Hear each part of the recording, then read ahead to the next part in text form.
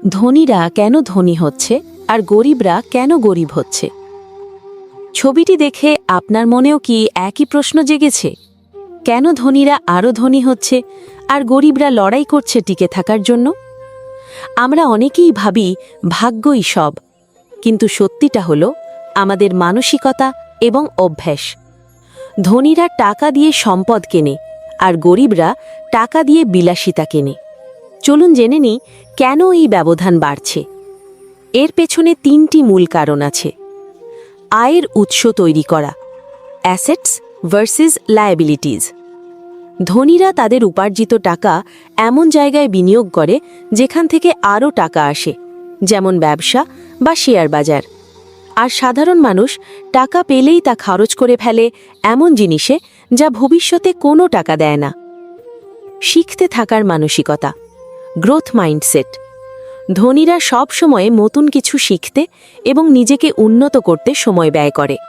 অন্যদিকে আমরা অনেকেই ভাবি পড়ালেখা শেষ তো শেখাও শেষ, অথচ পৃথিবীর সবচেয়ে দামি সম্পদ হল আপনার দক্ষতা। ঝুঁকি নেওয়ার সাহস। ধনীরা হিসেবে ঝুঁকি নিতে ভয় পায় না, কিন্তু অভাবের ভয় মানুষকে নতুন কিছু শুরু করতে বাধা দেয়। মনে রাখবেন, জাহাজ বন্দরে নিরাপদ থাকে ঠিকই, কিন্তু জাহাজ তো বন্দরে পড়ে থাকার জন্য তৈরি হয়নি। উপসংহার: আপনার পকেট খালি থাকা মানেই আপনি গরিব নন, কিন্তু আপনার স্বপ্ন এবং চেষ্টা না থাকা মানেই আপনি প্রকৃত গরিব। তাই অভিযোগ না করে নিজের ওপর বিনিয়োগ শুরু করুন। একদিন সময় আপনারও আসবে। জীবনে পরাজিত হওয়ার 10টি কারণ। 1. স্পষ্ট লক্ষ্য না থাকা। যার জীবনে লক্ষ্য নেই সে দিকহীন হয়ে যায়। উদাহরণ: চাকরি না ব্যবসা, কিছুই ঠিক না করে বছর পার করে ফেলে। 2. নিজের কাজে মনোযোগ না দিয়ে। নিজের কাজে মনোযোগ না দিয়ে এদিক ওদিক সময় নষ্ট করলে উন্নতি হয় না। উদাহরণ: পরীক্ষার আগে পড়াশোনার বদলে অন্যদের আড্ডায় সময় নষ্ট করা। 3. সবসময় অন্যের দোষ ধরা। নিজের ভুল না দেখে সবসময় অন্যকে দায়ী করলে শিখতে পারা যায় না। উদাহরণ: কাজ খারাপ হলে সহকর্মীকে দোষ দেওয়া, কিন্তু নিজের দক্ষতা বাড়ানো না। 4. আত্মবিশ্বাসের ঘাটতি। নিজেকে বিশ্বাস না করলে চেষ্টা করার আগেই হেরে যাওয়া হয়।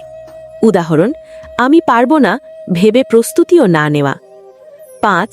পরিকল্পনা ছাড়া কাজ করা। যে কাজই করি পরিকল্পনা ছাড়া করলে ব্যর্থ হওয়ার সম্ভাবনা বেশি। উদাহরণ: ব্যবসা শুরু করল কিন্তু বাজার গবেষণা করল না, ফলে পণ্য বিক্রি হল না। 6. ধৈর্য ও অধ্যাবসায়ের অভাব। দ্রুত ফল চাইলে মাঝপথে হাল ছাড়তে হয়। উদাহরণ: 2 মাস ইউটিউব চালিয়ে ছেড়ে দেওয়া। 7. শৃঙ্খলার অভাব। নিয়মিত না হলে সফলতা আসে না। উদাহরণ: প্রতিদিন পড়াশোনা না করে শেষ রাতে সব একসাথে পড়ার চেষ্টা করলে ফেল করা। 8. নেতিবাচক মানসিকতা। সব কিছুতে খারাপ দিক দেখলে এগোনো যায় না। উদাহরণ: নতুন সুযোগ পেলেও আমার দ্বারা হবে না ভেবে না নেওয়া। 9. সময় ব্যবস্থাপনার অভাব। সময় নষ্ট করলে সুযোগ নষ্ট হয়। উদাহরণ: ফোনে ঘন্টা নষ্ট করে পড়াশোনার সময় না রাখা। 10. ব্যর্থতাকে শিক্ষা না হিসেবে নেওয়া। পরাজয়কে শিক্ষা না ভেবে হতাশ হলে উন্নতি হয় না। উদাহরণ: প্রথম ব্যবসা ব্যর্থ হওয়ার পর আর কোনো উদ্যোগ না নেওয়া।